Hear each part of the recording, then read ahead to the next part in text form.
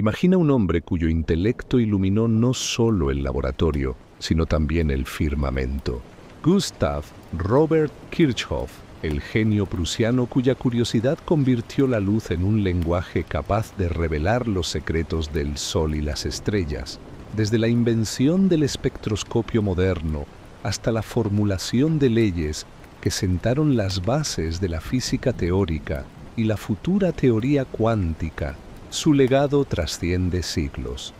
Esta es la historia del padre de la espectroscopía y precursor de la teoría cuántica, Gustav Kirchhoff. El destino prusiano en Königsberg. El 12 de marzo de 1824, en la ciudad prusiana de Königsberg, una localidad famosa por su profunda tradición intelectual, nació Gustav Robert Kirchhoff.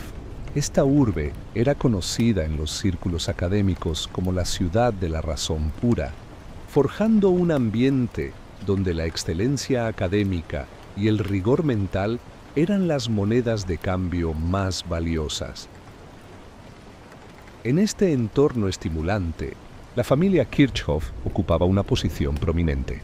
Su padre, Friedrich Kirchhoff, era consejero de derecho y jurista prusiano, un hombre que encarnaba un fuerte y estricto sentido del deber hacia el Estado. Su madre era Johanna Henriette Wittke. Los Kirchhoff no solo conformaban una familia acomodada, sino que formaban parte activa de la floreciente comunidad intelectual de Königsberg. En aquella época, un puesto de profesor universitario en Prusia representaba más que una simple profesión académica. Era considerado una forma de servicio público, pues los catedráticos ejercían como funcionarios estatales. Bajo esta filosofía de vida, Gustav, el hijo más capaz de la pareja, fue criado con una clara dirección en mente. Su camino debía ser el servicio a Prusia, y la mejor manera de lograrlo, dadas sus altas habilidades, consistía en alcanzar la posición de profesor universitario. Esta expectativa, impuesta por el entorno familiar y social, forjó en él un carácter disciplinado, orientado al logro y a la dedicación intelectual. A pesar de este destino tan serio y riguroso que le esperaba, el joven Gustav tuvo una infancia alegre en el seno familiar.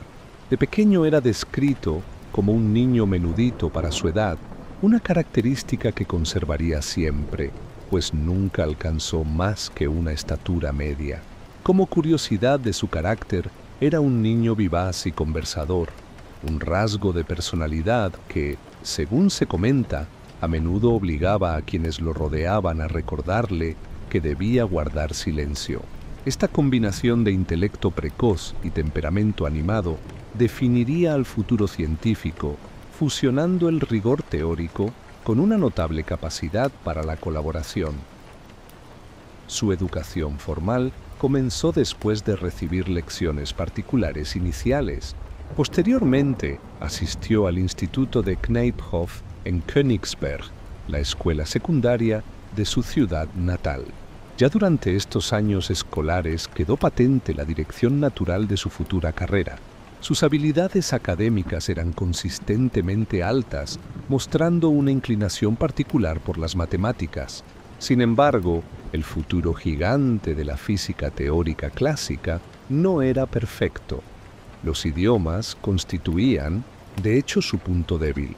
Las inclinaciones de Gustav, junto con las férreas expectativas de servicio a la nación de sus padres, se consolidaron durante sus años de adolescencia. En la Pascua de 1842, a la edad de 18 años, obtuvo su diploma en el instituto. Sus resultados finales en los exámenes fueron particularmente brillantes en todas las áreas, con excepción de las ya mencionadas lenguas. El informe de calificaciones final de Kirchhoff reflejó su decisión, señalando que su intención era estudiar matemáticas en la universidad.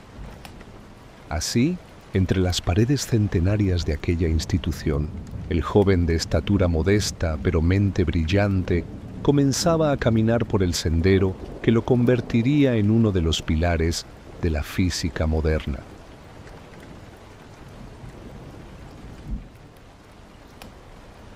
El rayo de la juventud y la electricidad.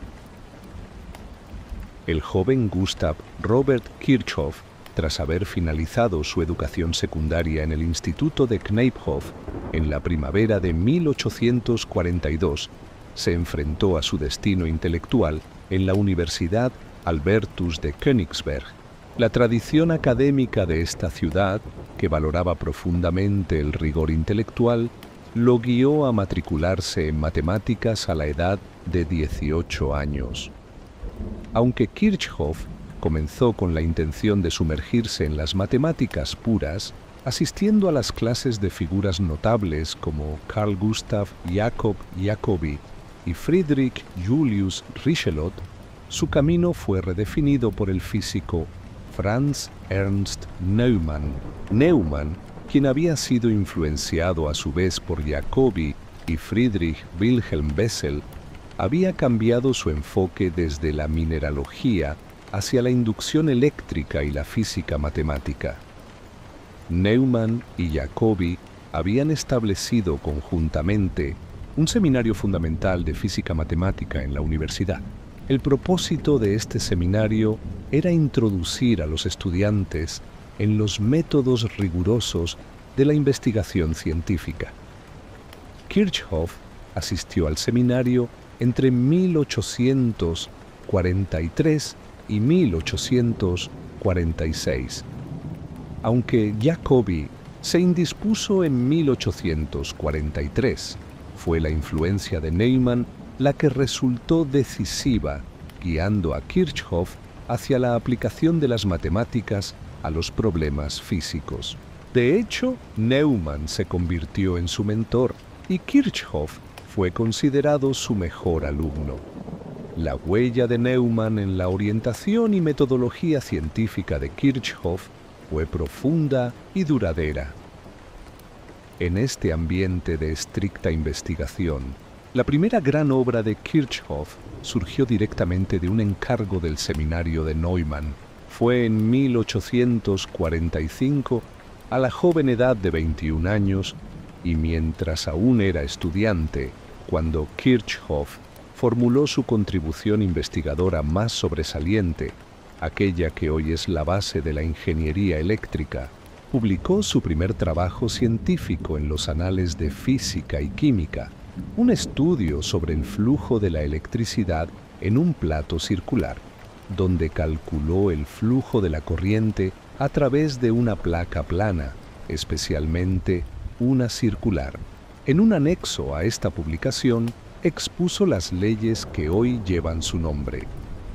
Estas leyes de Kirchhoff para circuitos eléctricos ramificados, conocidas como ley de nodos y ley de mallas, no solo eran originales, sino que extendían el trabajo fundamental del físico Georg Simon Ohm.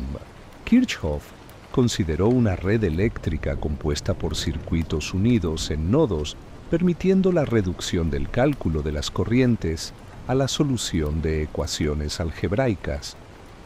La primera ley, o ley de nudos, se basa en el principio de la conservación de la carga, afirmando que la suma de corrientes que entran a un nodo es igual a la suma de las que salen.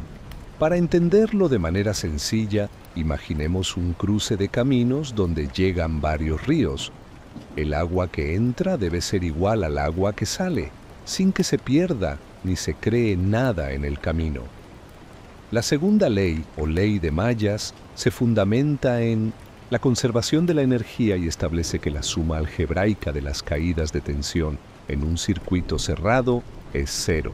Dicho de otro modo, si recorremos un camino circular completo en un circuito eléctrico, toda la energía que se gana debe ser igual a la que se pierde. Esta formulación matemática y su capacidad para analizar cualquier circuito complejo hicieron de estas leyes herramientas básicas indispensables. En 1846, Kirchhoff, con 22 años aproximadamente, realizó una tarea asociada a un premio, determinando por primera vez la constante de inducción, representada matemáticamente como mu sub 0. Esta investigación le sirvió como base para su disertación. Finalmente, Kirchhoff se graduó, obteniendo su doctorado en filosofía en la Universidad de Königsberg en 1847. A pesar de su notable logro académico, el año de su graduación estuvo marcado por una frustración profesional inmediata. Gracias a la originalidad de sus leyes, Kirchhoff fue premiado con un estipendio, una beca, para continuar sus estudios en París. Sin embargo, la inestabilidad política que asolaba Europa intervino. El año 1847 fue tenso en la Confederación Alemana debido a las malas condiciones y la crisis económica que provocaron disturbios. La noticia de que el rey Luis Felipe I de Francia había sido derrocado por una sublevación en París en febrero de 1848 fue la chispa que desencadenó grandes revoluciones en varios estados alemanes y conflictos en la propia Berlín. Ante esta convulsión política que afectaba a su destino, Kirchhoff no pudo llevar a cabo su viaje planeado a Francia. En su lugar, siguiendo el consejo de sus profesores, Kirchhoff se trasladó a Berlín en 1847. Afortunadamente, Kirchhoff, gracias a su privilegiada posición, pudo seguir adelante con su carrera sin verse gravemente afectado por los acontecimientos revolucionarios que lo rodeaban. Una vez en Berlín, Kirchhoff se habilitó como profesor no asalariado en 1848, iniciando una carrera que lo mantendría ocupado corrigiendo el entendimiento aceptado de las corrientes eléctricas y la electrostática hasta 1850. Aunque su carrera despegó inmediatamente después de su graduación, el inicio de su vida sentimental formal se demoró una década más. Clara Richelot fue su primer amor y se casaron en Königsberg en 1857. Clara era hija de Friedrich Julius Richelot, el mismo profesor de matemáticas que había instruido a Gustav en la Universidad Albertus. La pareja tuvo 5 hijos, 2 varones y 2 hijas, o según otras fuentes, 3 varones y 2 hijas, iniciando una vida familiar en Heidelberg, donde Kirchhoff se había trasladado en 1854. Esta etapa, aunque feliz en un principio, terminaría en tragedia personal con la muerte de Clara en 1869. Así, entre ecuaciones y circuitos eléctricos, entre revoluciones políticas y decisiones vitales, el joven Kirchhoff forjó no solo las leyes fundamentales que iluminarían el futuro de la tecnología eléctrica, sino también los cimientos de su vida personal. Como un rayo que surca el cielo nocturno, su genio había brillado precozmente, dejando una marca indeleble en el firmamento de la ciencia.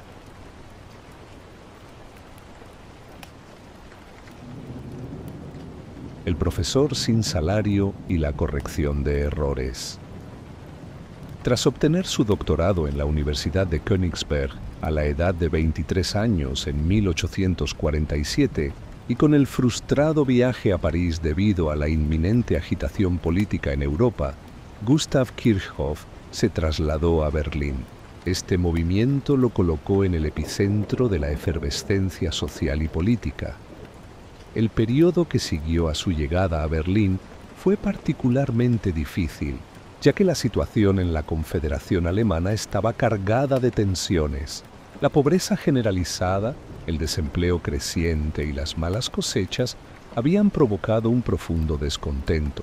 Los disturbios latentes se desbordaron con la noticia, en febrero de 1848, de que Luis Felipe I de Francia había sido derrocado por una sublevación en París, un evento que actuó como detonante causando grandes revoluciones en varios estados alemanes y violentos conflictos en Berlín. Los sentimientos republicanos y socialistas amenazaban a la monarquía.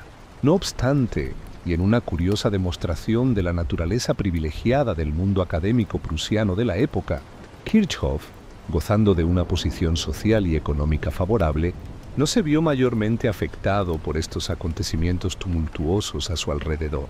Este aislamiento le permitió seguir adelante con su incipiente carrera sin las interrupciones que sufrieron muchos de sus contemporáneos.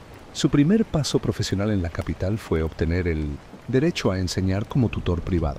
Entre 1848 y 1850, Kirchhoff ejerció como profesor no asalariado en la Universidad de Berlín. Su labor en este puesto, que no implicaba remuneración alguna, consistió en la enseñanza y la investigación pura.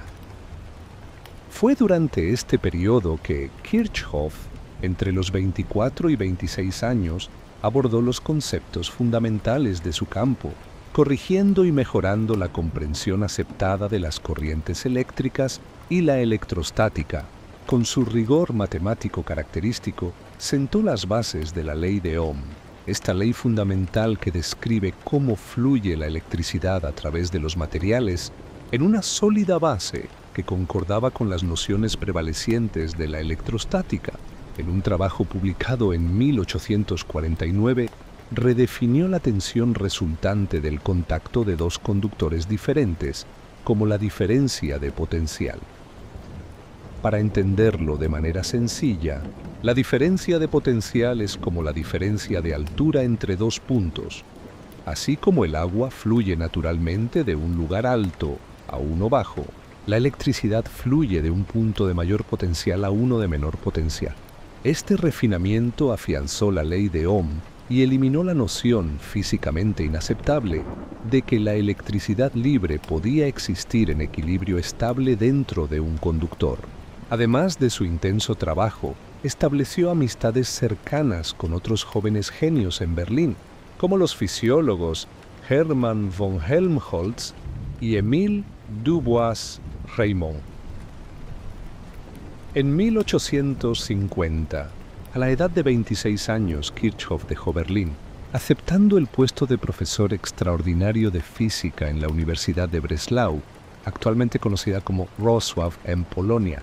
Este nombramiento marcó su primer puesto académico remunerado. Al llegar a Breslau, el enfoque de Kirchhoff demostró la versatilidad de su intelecto.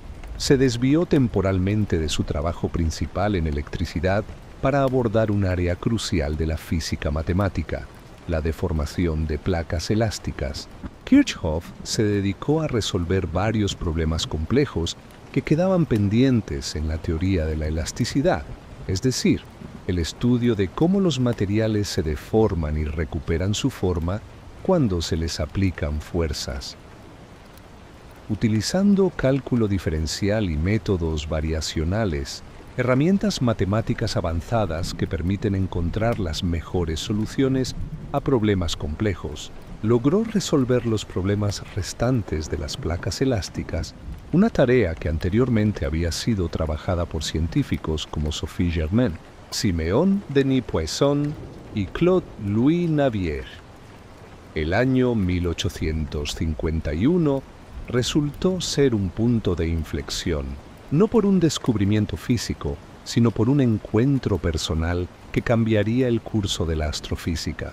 A Breslau llegó el eminente químico Robert Wilhelm Bunsen, quien era 13 años mayor que Kirchhoff y pasó un año académico allí entre 1851 y 1852.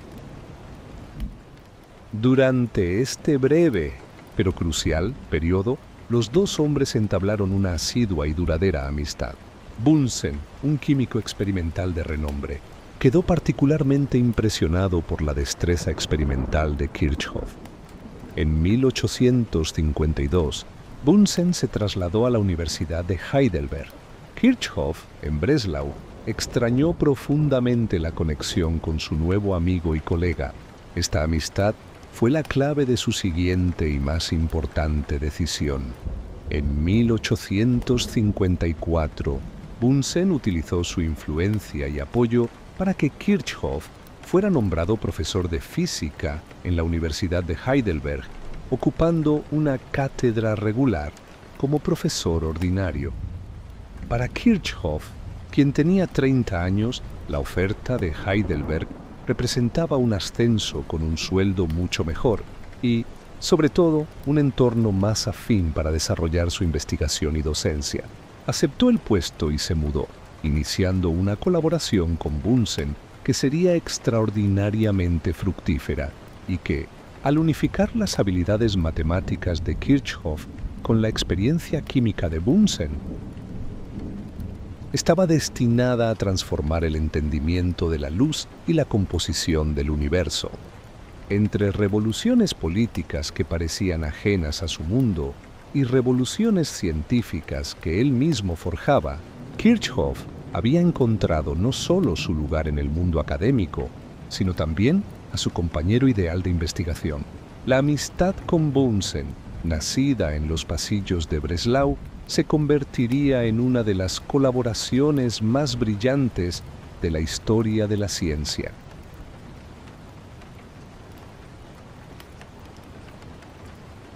La invención que miró al cosmos. La llegada de Gustav Kirchhoff a Heidelberg en 1854, a la edad de 30 años, por invitación y recomendación de su amigo Robert Bunsen, marcó el inicio del periodo que el propio físico prusiano consideraría el más feliz y el más rico de su vida profesional. En Heidelberg, Kirchhoff fue nombrado profesor ordinario de física. Esta época fue de intensa colaboración y efervescencia académica, ya que participó en el círculo intelectual que se reunía alrededor del físico Hermann von Helmholtz. Su traslado representó una promoción con un sueldo mucho mejor y, lo que era más importante para el joven Kirchhoff, un entorno más afín y congenial para desarrollar su docencia e investigación. En esta ciudad, además, formalizó su vida sentimental, casándose en 1857 con Clara Richelieu, la hija de su antiguo profesor de matemáticas en Königsberg. La colaboración con Bunsen, que había comenzado brevemente en Breslau, se hizo asidua y fructífera. Bunsen, un químico de renombre, estaba inmerso en la fotoquímica, utilizando el mechero que había inventado, el famoso mechero Bunsen, que producía una llama sin humo irregulable para analizar diversas sales que coloreaban la llama. Inicialmente, Bunsen intentaba distinguir las llamas de colores similares mediante piezas de vidrio coloreado, un método bastante impreciso. La leyenda de la física sitúa en el laboratorio de Bunsen el momento crucial del nacimiento de la espectroscopia moderna.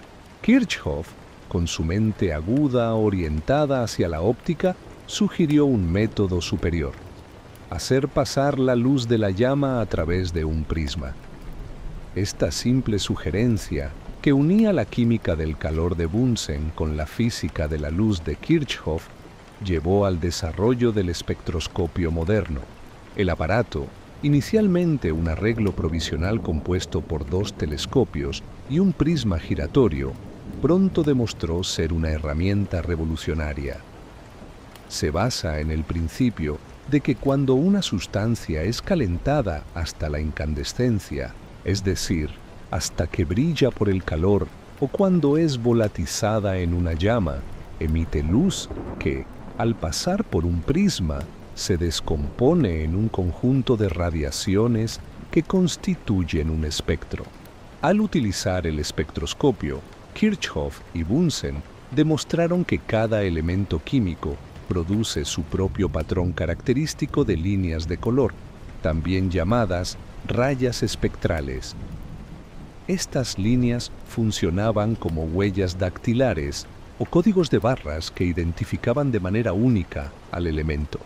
Aunque el aparato les permitió mapear las firmas de los elementos terrestres, el mayor golpe de genialidad de Kirchhoff, que vendría en 1859 a la edad de 35 años, fue la formulación de su ley de la radiación térmica. Este descubrimiento, que Bunsen calificó como el más hermoso e inesperado, se basó en consideraciones de equilibrio termodinámico. El teorema general que Kirchhoff propuso en 1859 establecía que la relación entre el poder emisivo, representado por epsilon, y la capacidad de absorción, representada por kappa, de un cuerpo es constante para todos los cuerpos a una temperatura T y longitud de onda lambda dadas, siendo esta relación igual a la función de Planck para esa temperatura. Matemáticamente se lee como epsilon sub nu partido por kappa sub nu igual a S sub nu. En términos sencillos, la ley indicaba que un buen emisor de radiación en una longitud de onda específica es también un buen absorbedor de esa misma longitud de onda, y viceversa. Pensemos en esto como si un material que brilla intensamente en cierto color también es muy eficiente en absorber ese mismo color. Este principio fue esencial para el concepto del cuerpo negro, un cuerpo idealizado que absorbe toda la radiación que incide sobre él, sin reflejar nada. El poder emisivo de este cuerpo negro sería el valor máximo posible para una temperatura dada. Kirchhoff, aunque no pudo resolver la fórmula matemática de esta función universal, dejó planteado el problema que décadas más tarde llevaría a Max Planck a la creación de la teoría cuántica. La verdadera aplicación estelar de esta ley vino con la explicación del enigma que había desconcertado a los científicos durante décadas. Las líneas de Fraunhofer, las rayas oscuras presentes en el espectro solar. El astrónomo y físico Joseph von Fraunhofer ya había notado que estas líneas oscuras coincidían en frecuencia con las líneas brillantes emitidas por llamas terrestres. Kirchhoff tuvo la genial idea de aplicar su ley de absorción y emisión a este fenómeno. Si un gas caliente emite luz en líneas específicas, produciendo lo que se conoce como espectro de emisión, ese mismo gas, si está más frío, absorberá esas mismas líneas cuando la luz pase a través de él, creando lo que llamamos espectro de absorción. Kirchhoff concluyó que el estrato más bajo del Sol, la fotosfera, produce un espectro continuo, pero que los estratos superiores contienen una atmósfera gaseosa más fría. Esta atmósfera gaseosa absorbe selectivamente las longitudes de onda que sus elementos son capaces de emitir. Así, las líneas oscuras de Fraunhofer son, de hecho, las sombras de los elementos químicos presentes en la atmósfera solar. Para confirmarlo experimentalmente, Kirchhoff y Bunsen realizaron una prueba crucial. Observaron la luz solar a través de una llama de sodio vaporizado. Las rayas oscuras de Fraunhofer, conocidas como las rayas D, se hicieron aún más prominentes. Puesto que las rayas D coincidían exactamente con las rayas brillantes emitidas por una llama de sodio, Kirchhoff concluyó que el sodio, un elemento terrestre, debía estar presente en la atmósfera solar. En 1861, Kirchhoff y Bunsen examinaron formalmente el espectro del Sol e identificaron los elementos químicos presentes en la atmósfera solar. Demostraron que el Sol está formado por sustancias similares a las que hay en la Tierra. Esta aplicación del análisis espectral para determinar la composición química de cuerpos celestes marcó el inicio de una nueva era en la astronomía, sentando las bases de la astrofísica moderna. La espectroscopia no solo miró al Sol, sino que también tuvo éxito en la Tierra. ya que era un método sensibilísimo que permitía detectar incluso trazas mínimas de sustancias que no podían determinarse con los análisis químicos ordinarios. Mediante la aplicación sistemática de su nuevo método a las sustancias minerales, Kirchhoff y Bunsen descubrieron dos nuevos elementos alcalinos, el cesio en 1860 y el rubidio en 1861. Estos descubrimientos demostraron de manera concluyente el poder y la importancia de la espectroscopia. Así, en el espacio de apenas 7 años, un simple prisma y la colaboración entre dos mentes brillantes habían transformado nuestra comprensión del universo.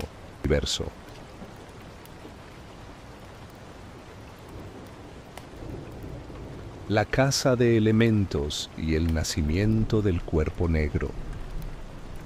La llegada de Gustav Kirchhoff a Heidelberg, donde entabló una colaboración asidua y fructífera con Robert Bunsen, había desatado una nueva era en la ciencia. Sus experimentos, que dieron lugar a la invención del espectroscopio moderno, no solo habían resuelto el enigma de las líneas oscuras del Sol, sino que revelaron una herramienta de investigación de una sensibilidad nunca antes vista. La metodología espectroscópica, que se basaba en la idea de que cada elemento químico produce su propio patrón característico de líneas de color al ser excitado energéticamente, permitió a los científicos detectar trazas mínimas de sustancias que los procedimientos químicos ordinarios no podían determinar. Esta capacidad de análisis espectral se convirtió en un medio sensibilísimo para explorar la composición química. Fue la aplicación sistemática de este nuevo método a las sustancias minerales la que condujo directamente a la detección de dos nuevos elementos alcalinos. En 1860, mientras Kirchhoff, que rondaba los 36 años, y Bunsen examinaban agua mineral de Durkheim, observaron líneas espectrales que no correspondían a ningún elemento conocido hasta el momento. Esto les llevó al descubrimiento del cesio. El nombre cesio se acuñó a partir del adjetivo latino que significa azul claro, en referencia al color azul celeste de su línea espectral característica. Poco después, en 1861, mientras estudiaban un tipo de mineral llamado lepidolita, descubrieron un segundo elemento, el rubidio, cuyo nombre también se deriva del color intenso de sus líneas espectrales. El descubrimiento de estos elementos demostró de forma concluyente el poder transformador de la espectroscopia. Posteriormente, estos elementos descubiertos por métodos espectrales, como el rubidio y el cesio, se han utilizado en la producción de semiconductores y sensores de infrarrojos. Mientras se sucedían estos descubrimientos terrestres y cósmicos, Kirchhoff también se dedicó a formalizar los principios observacionales que regían el nuevo campo. Kirchhoff, alrededor de los 36 años, propuso las 3 leyes empíricas de la espectroscopia, que describen la emisión de luz por objetos incandescentes. La primera ley establece que un objeto sólido caliente produce luz en un espectro continuo, es decir, con todos los colores, presentes sin interrupciones. La segunda ley indica que un gas tenue produce luz con líneas espectrales brillantes en longitudes de onda discretas, que dependen de la composición química del gas, como si cada elemento cantara su propia nota musical específica. La tercera ley describe que un objeto sólido a alta temperatura, rodeado de un gas tenue a temperaturas inferiores, produce luz en un espectro continuo con huecos, también llamados líneas oscuras, cuyas posiciones dependen de la composición química del gas. Estas leyes sirvieron para que Kirchhoff, en un trabajo conjunto con Bunsen, confeccionara cuidadosos dibujos del espectro solar y de diversos elementos terrestres. Esta fase de investigación, aunque gloriosa en términos de descubrimientos, tuvo un alto precio para Kirchhoff. En 1860, el físico sufrió una primera advertencia de su salud. Durante sus intensas labores en el espectroscopio, comparando el espectro solar y el de los elementos químicos, Kirchhoff sobreesforzó sus ojos. Esta dolencia ocular fue la primera señal del deterioro físico que más tarde lo obligaría a abandonar la experimentación que tanto disfrutaba. La cúspide teórica de este periodo llegó cuando Kirchhoff se centró en la ley de la radiación térmica que había formulado en 1859, la cual establecía que la relación entre el poder emisivo y el absorbente es constante para todos los cuerpos a una temperatura y longitud de onda dadas. En 1862, Kirchhoff propuso formalmente el concepto de radiación de cuerpo negro. Un cuerpo negro perfecto era una idealización, un cuerpo que absorbe toda la radiación que incide sobre él, independientemente de la longitud de onda. Para entenderlo de manera sencilla, sería como un objeto perfectamente oscuro que no refleja ni deja pasar ninguna luz, sino que la atrapa toda. Una curiosidad conceptual, según la idealización de Kirchhoff, era que la radiación emitida por dicho cuerpo dependería únicamente de la temperatura. Aunque sabía que tales cuerpos negros perfectos no existen en la realidad física, Kirchhoff demostró que podían ser modelados experimentalmente. Una cavidad cualquiera, cuyas paredes se mantuvieran a una temperatura constante y con un agujero muy pequeño, funcionaría como un cuerpo negro. Cualquier radiación que penetrara por la pequeña abertura sería absorbida en el interior. La radiación que saliera del orificio correspondería a la radiación pura de cuerpo negro, una función universal. Kirchhoff postuló que el poder emisivo de este cuerpo negro sería el valor máximo posible para una temperatura determinada y que la relación entre el poder emisivo y la capacidad de absorción era una función universal de la temperatura y la longitud de onda. Sin embargo, Kirchhoff no pudo hallar la forma matemática precisa para esta función. El problema de encontrar esta función universal quedó abierto, convirtiéndose en el desafío teórico central de la física clásica. Este desafío fue el que, décadas más tarde, capturaría la atención de Max Planck, quien en 1900, al intentar deducir la ley de la radiación del cuerpo negro, se vio obligado a introducir la idea radical de que la energía se emitía en cantidades discretas o cuantos. Este paso, basado en el concepto fundamental de Kirchhoff de la radiación de cuerpo negro, marcó el nacimiento formal de la teoría cuántica. Así, en los primeros años de la década de 1860, Kirchhoff había sembrado las semillas de dos revoluciones científicas. Por un lado, la espectroscopia abría las puertas del cosmos, permitiéndonos leer la composición química de las estrellas como quien lee un libro abierto. Por otro lado, el concepto del cuerpo negro, ese ente idealizado que absorbía toda la luz, escondía en su oscuridad el germen de la revolución cuántica que transformaría nuestra comprensión de la realidad misma.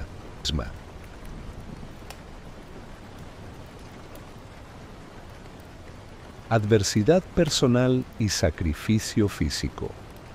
El período comprendido entre los años 1866 y 1874 fue un tiempo de duras pruebas personales y sacrificios físicos para Gustav Robert Kirchhoff. Paradójicamente, aquellas dificultades lo llevarían a transformarse de un físico experimental, acostumbrado a manipular instrumentos, medir y observar, a un físico teórico, dedicado casi por completo al pensamiento abstracto y matemático. Su reputación no se vio disminuida, ni tampoco su carácter firme y sereno. Durante la década de 1860, Kirchhoff alcanzó los mayores logros de su carrera. Creó el espectroscopio moderno, formuló la ley de la radiación y desarrolló el análisis espectral que permitió conocer la composición química del Sol. Sin embargo, esa etapa de éxito, vivida en la ciudad universitaria de Heidelberg, que él mismo consideraba la más feliz de su existencia, estuvo marcada también por los golpes del destino. El primer gran revés ocurrió en el año 1866. A la edad de 42 años, Kirchhoff sufrió una grave caída por una escalera. Lo que al principio pareció un accidente menor, en alemán ein großer Schicksalsschlag, un gran golpe del destino, se convirtió en el inicio de un sufrimiento prolongado. La caída le causó una lesión grave en el pie o una torcedura de pierna, sich ein Bein übertreten, que le provocó una discapacidad permanente. Desde entonces, su vida diaria y su trabajo cambiaron por completo. Kirchhoff se vio obligado a utilizar muletas o una silla de ruedas durante gran parte de sus años posteriores. De hecho, luego de pasar un tiempo en silla de ruedas, caminó con muletas durante 5 años. Aunque era un hombre conocido por su carácter amable y su trato cordial, el dolor en el pie lo acompañó durante el resto de su vida. Esta dolencia tuvo un efecto profundo en su carrera. Kirchhoff había sido siempre un físico completo, capaz de unir la teoría con la práctica experimental, pero su lesión lo fue alejando poco a poco del trabajo de laboratorio.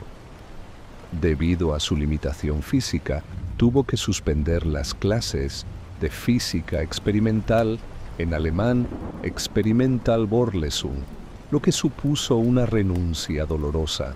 Sin embargo, este cambio lo condujo a centrarse casi por completo en el estudio matemático y teórico de la física, donde su mente seguía siendo brillante y precisa. La adversidad no fue solo física. En el año 1869, cuando tenía 45 años, Kirchhoff sufrió una tragedia sentimental: la muerte de su primera esposa, Clara Richelot, hija de su antiguo profesor de matemáticas. El matrimonio se había celebrado en 1857 y la pérdida fue devastadora. Kirchhoff quedó solo al cuidado de sus 5 hijos. Las fuentes difieren, mencionando algunos que tuvo 2 hijos y 2 hijas, o 3 hijos y 2 hijas, una responsabilidad aún más pesada debido a su discapacidad. Pese a todo, Kirchhoff conservó una actitud amable y generosa. Su colega Ludwig Boltzmann lo describió como un hombre de disposición alegre y servicial. Esa serenidad interior, combinada con el deseo de ofrecer estabilidad a su familia, marcó profundamente las decisiones que tomó en los años siguientes. Aunque amaba su vida en Heidelberg, el peso de su salud y la exigencia de la docencia experimental se volvieron difíciles de sostener. Recibió ofertas de otras universidades prestigiosas, entre ellas Berlín y Würzburg, en los años 1870 y 1872, respectivamente. Sin embargo, las rechazó porque consideraba a Heidelberg su verdadero hogar académico y el lugar de sus recuerdos más felices. Finalmente, en diciembre de 1872, con 48 años, Kirchhoff encontró un nuevo punto de equilibrio. Se casó por segunda vez, esta vez con Luise Brömmel, una mujer oriunda de Goslar, que según algunas fuentes era superintendente de un hospital universitario especializado en enfermedades oculares. Este segundo matrimonio fue también afortunado. Luise le brindó apoyo, compañía y cuidados constantes. A pesar de su frágil salud, Kirchhoff mantuvo una notable calma y paciencia durante los últimos años de su vida. Su creciente dificultad para realizar trabajos experimentales fue el motivo principal que lo llevó a aceptar finalmente un cambio de cátedra en 1875. Con aquel paso, Gustav Robert Kirchhoff cerraba un capítulo doloroso pero formativo de su existencia. De las limitaciones físicas y de las pérdidas personales había surgido una mente más concentrada, más filosófica y quizá más libre.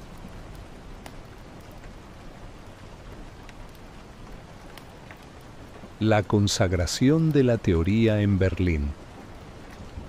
El período que abarca desde 1875 hasta 1886 marca la transición definitiva de Gustav Kirchhoff, quien contaba 51 años en 1875, de un brillante físico experimental y teórico a un maestro consumado de la física matemática pura. Esta consagración a la teoría no fue una elección sencilla, sino un cambio forzado impuesto por las limitaciones físicas derivadas del accidente sufrido una década antes. El traslado a Berlín en 1875 supuso un cambio geográfico y disciplinario fundamental. El puesto de física matemática le permitía centrarse por completo en la enseñanza y la investigación teórica, eliminando la necesidad de realizar los agotadores trabajos de laboratorio. Kirchhoff se unió a la Universidad Friedrich Wilhelm, actualmente conocida como Universidad Humboldt de Berlín. Su vida en la capital, aunque tranquila y rica intelectualmente, fue de gran contraste con Heidelberg. En Heidelberg, su instituto, sala de conferencias y vivienda estaban convenientemente ubicados en una misma casa. En Berlín, vivía lejos de la universidad y la academia, lo que hizo que la adaptación fuera difícil, especialmente para su segunda esposa, Louise Brommel, quien sentía nostalgia por Heidelberg. A pesar de las dificultades del nuevo entorno, la enseñanza se convirtió en su principal y favorita ocupación. La contribución más importante de Kirchhoff a la pedagogía de la ciencia en este periodo fue la creación del primer curso formal y estructurado de física teórica en Alemania. En Berlín, Kirchhoff impartía regularmente una secuencia de conferencias que se extendía durante 4 semestres: mecánica, óptica matemática, electricidad y magnetismo, y teoría del calor, también conocida como termodinámica. Para entenderlo de manera sencilla, la termodinámica es la rama de la física que estudia cómo se relacionan el calor y otras formas de energía. Este enfoque, riguroso y sistemático, influyó profundamente en una nueva generación de físicos, siendo su alumno más famoso de esta época el joven Max Planck. Kirchhoff, junto a su mentor Franz Neumann, es considerado el fundador de la física matemática clásica en Alemania. Su método de enseñanza reflejaba su personalidad y su rigor intelectual. Planck mismo lo describió como el polo opuesto de otros profesores más espontáneos, señalando que las clases de Kirchhoff estaban cuidadosamente preparadas y que cada frase era estudiada y tenía una aplicación correcta. No faltaba este estilo tranquilo, claro y sólidamente fundamentado, permitía a sus alumnos asimilar un contenido inusualmente amplio y rico en poco tiempo. El legado de este curso fundamental se preservó en su tratado más conocido y su obra maestra, Conferencias sobre Física Matemática, una obra monumental de 4 volúmenes. La publicación de este tratado se extendió desde 1876 hasta 1894, cubriendo las 4 ramas de su curso teórico. Debido a su salud, Kirchhoff solo alcanzó a supervisar la publicación del primer volumen, Mecánica, que apareció por primera vez en 1874, aunque otras fuentes indican 1876 para la primera edición de la serie. El resto de los volúmenes fueron editados póstumamente por sus colaboradores y alumnos. Es notable que los volúmenes de electricidad y magnetismo y teoría del calor fueron editados por Max Planck quien se encargó de esta tarea después del fallecimiento de su maestro. Además de sus conferencias, Kirchhoff publicó una colección de sus trabajos científicos, Ensayos Reunidos en 1882, que fue ampliada con un suplemento en 1891. A pesar de su dedicación intelectual, la salud de Kirchhoff continuó deteriorándose. Alrededor de 1880, a sus 56 años, Kirchhoff comenzó a enfermar. Finalmente, la enfermedad se intensificó hasta el punto de obligarle a interrumpir sus conferencias. En el semestre de verano de 1884, a la edad de 60 años, tuvo que suspender las clases por recomendación urgente de los médicos. Aunque intentó retomarlas en el semestre de invierno de 1885 a 86, bajo grandes esfuerzos, la mejora fue temporal. En 1886, el empeoramiento de su estado lo forzó a retirarse de su actividad docente, finalizando su carrera pública. Mantuvo su trabajo teórico hasta el año anterior a su muerte, soportando sus sufrimientos con paciencia y dulzura. En las aulas de Berlín, mientras su cuerpo se debilitaba progresivamente, la mente de Kirchhoff brillaba con una claridad cristalina. Cada palabra medida, cada ecuación perfectamente colocada, cada concepto rigurosamente desarrollado formaba parte de un legado que trascendería su propia existencia.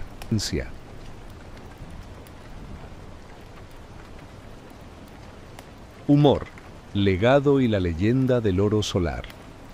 El año 1886 marcó el cese forzado de la vida pública de Gustav Robert Kirchhoff, una mente brillante que, a pesar de sus 62 años, se vio obligado a rendirse ante la persistencia de una salud precaria. Había aceptado la cátedra de física matemática en Berlín en 1875, un puesto que le permitía concentrarse en la enseñanza y la teoría, ya que la discapacidad que padecía desde su caída en 1866 hacía que la práctica experimental que tanto disfrutaba se volviera progresivamente más difícil. La actividad docente, que él consideraba su principal y favorita ocupación en Berlín, se convirtió en el escenario final de su influencia. Kirchhoff era conocido por su dedicación, tomando sus compromisos de enseñanza siempre muy en serio y cumpliéndolos concienzudamente. Su carácter, descrito como agradable y amigable, y su gran modestia en asuntos científicos, complementaban un método de enseñanza que era un modelo de rigor prusiano. A pesar de su aislamiento personal y la falta de espontaneidad que caracterizaba a algunos de sus colegas más carismáticos, Kirchhoff ejercía una gran fuerza de atracción sobre sus alumnos. Su estilo era metódico, claro y cuidadosamente preparado. Su alumno más notable en Berlín, Max Planck, testificó sobre la calidad única de sus conferencias. Este enfoque riguroso y la visión de Kirchhoff, junto con Franz Neumann, lo sitúan como el fundador de la física matemática clásica en Alemania. Su figura, aunque marcada por la dolencia, se mantuvo como un faro de serena erudición hasta el final de su vida pública. En medio de su rigor científico y su vida académica, Kirchhoff dejó una anécdota curiosa que revela una veta de ingenio y humor seco. Existe la famosa anécdota de que el banquero de Kirchhoff le preguntó, sin impresionarse, qué sentido tenía encontrar oro en el sol si no se podía bajar a la tierra.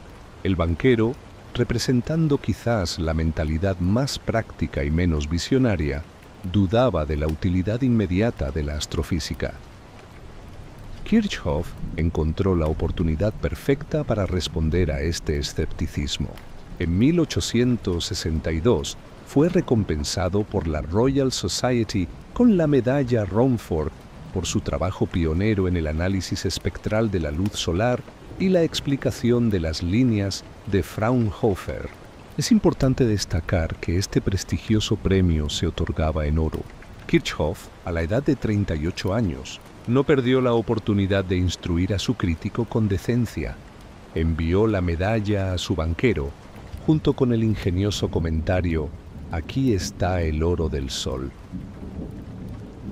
Durante su último año, su enfermedad se intensificó, manifestándose con mareos y ataques de fiebre.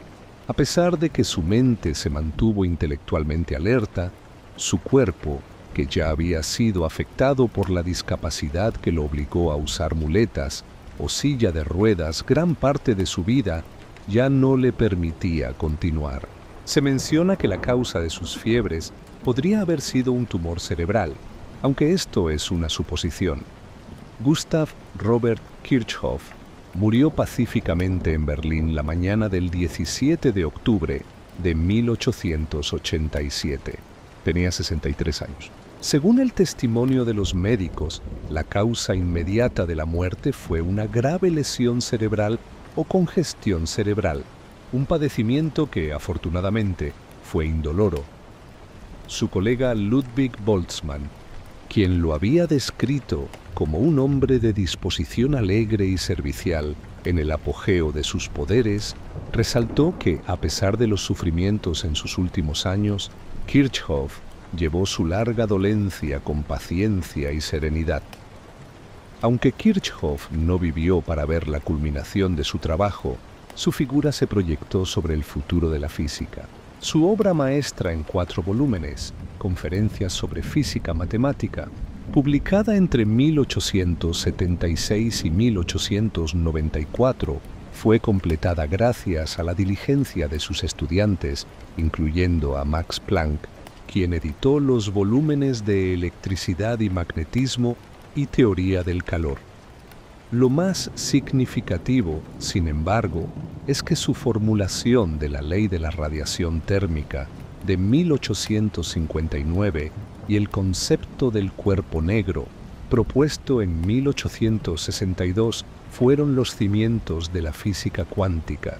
Kirchhoff postuló la existencia de una función universal que describía cómo debía comportarse el cuerpo negro, pero no pudo encontrar su fórmula específica. Fue precisamente al intentar hallar esta fórmula que Planck, su sucesor en la Cátedra de Física Teórica en Berlín, introdujo en 1900 la revolucionaria hipótesis de que la energía se emitía en cuantos, es decir, en cantidades discretas o paquetes de energía, marcando el nacimiento formal de la teoría cuántica. La comunidad científica, al reconocer la trascendencia de su vida, le otorgó la medalla Janssen a título póstumo en 1887. Su nombre se inscribió de forma permanente en el firmamento, el cráter lunar Kirchhoff y el asteroide 10.358. Kirchhoff conmemoran la memoria del hombre que miró al sol y le puso química a las estrellas. Así terminó la vida de Gustav Robert Kirchhoff, el hijo de Königsberg, que cumplió con creces el destino prusiano que su familia había trazado para él.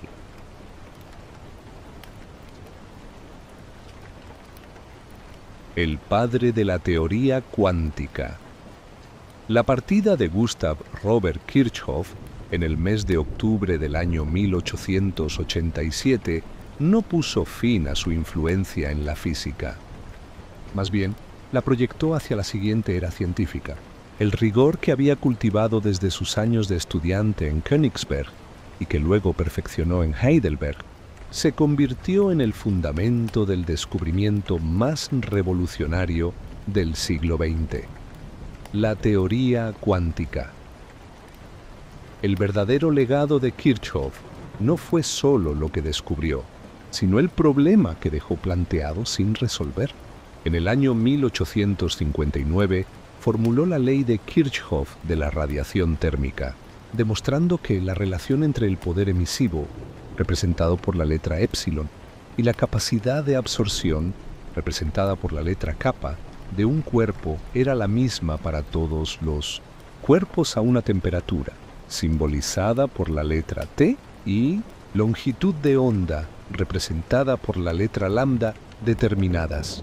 En palabras simples, todo buen emisor es también un buen absorbedor.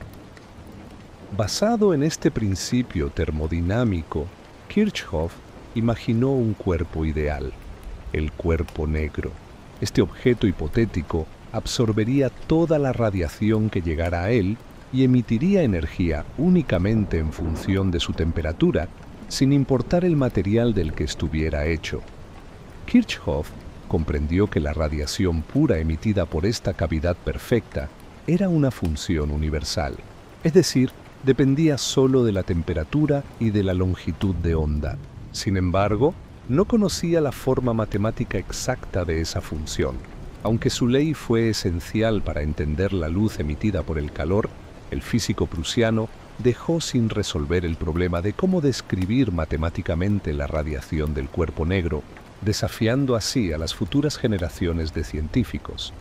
Décadas más tarde, Max Planck, quien había sido alumno de Kirchhoff y heredó su cátedra de física teórica en Berlín, se enfrentó a ese enigma. A finales del siglo XIX, su intento por deducir la fórmula del cuerpo negro lo llevó a una crisis con la física clásica. En el año 1900, Planck propuso algo inaudito, que la energía no se emite de manera continua, sino en pequeñas porciones llamadas cuantos. Para expresar esta idea, introdujo una ecuación simple pero profunda. La energía es igual a la constante de Planck multiplicada por la frecuencia. Es decir, con este planteamiento dedujo la ley de Planck, que describía con exactitud la radiación del cuerpo negro. Este paso, impulsado tanto por la lógica como por los resultados experimentales, dio nacimiento formal a la teoría cuántica.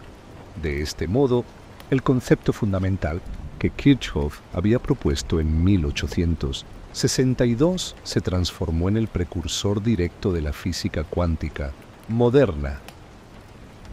Kirchhoff no solo sembró la semilla de la física cuántica, sino que dejó una herencia intelectual que abarcó casi todos los campos de la física y las matemáticas de su época.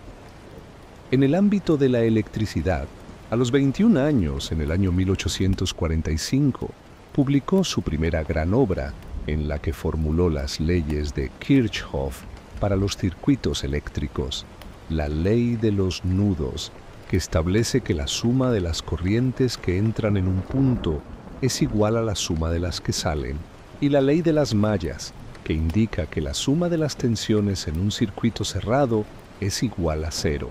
Estas reglas, expresadas con un lenguaje sencillo, son hoy la base del diseño de todo sistema eléctrico y electrónico. En el terreno más abstracto de las matemáticas, Kirchhoff trabajó también en la teoría de grafos, demostrando el teorema del árbol matricial de Kirchhoff, que conecta la estructura de un grafo con el determinante de una matriz derivada de él. Curiosamente, sus leyes eléctricas están íntimamente relacionadas con esta teoría, pues los nodos y las mallas de un circuito se representan precisamente como grafos, es decir, redes de conexiones. Durante su estancia en Breslau, Kirchhoff también abordó problemas de mecánica y óptica. Investigó la conducción del calor, la deformación de placas elásticas mediante cálculo diferencial y formuló la ecuación de difracción de Kirchhoff, una versión matemática del principio de Huygens que explica cómo se propagan las ondas luminosas. En 1858 descubrió una relación esencial en termoquímica. La variación del calor de una reacción química a presión constante depende de la diferencia entre las capacidades caloríficas de los productos y los reactivos. Dicho de otra forma, esta ley permite calcular cuánta energía se libera o se absorbe en una reacción cuando cambia la temperatura. El punto culminante de su obra escrita fue su monumental tratado, Conferencias sobre Física Matemática, publicado en 4 volúmenes entre 1876 y 1894. Los tomos dedicados a la electricidad y el magnetismo, así como a la teoría del calor, fueron editados y completados tras su muerte por Max Planck, asegurando así que las ideas de Kirchhoff siguieran formando parte esencial de la enseñanza de la física teórica moderna.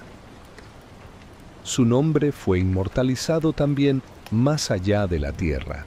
En 1935, la Unión Astronómica Internacional bautizó con su apellido un cráter lunar, y el asteroide número 10.358 también lleva su nombre. Poco antes de su muerte, se le concedió la medalla Janssen, otorgada a quienes contribuyen a la astrofísica, aunque el reconocimiento llegó de manera póstuma.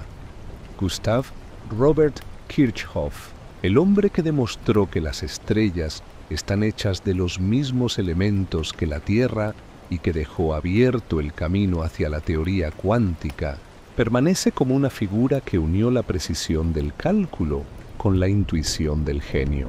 Su legado no se perdió en el tiempo, se grabó en la luz, en las estrellas y en la estructura misma del universo.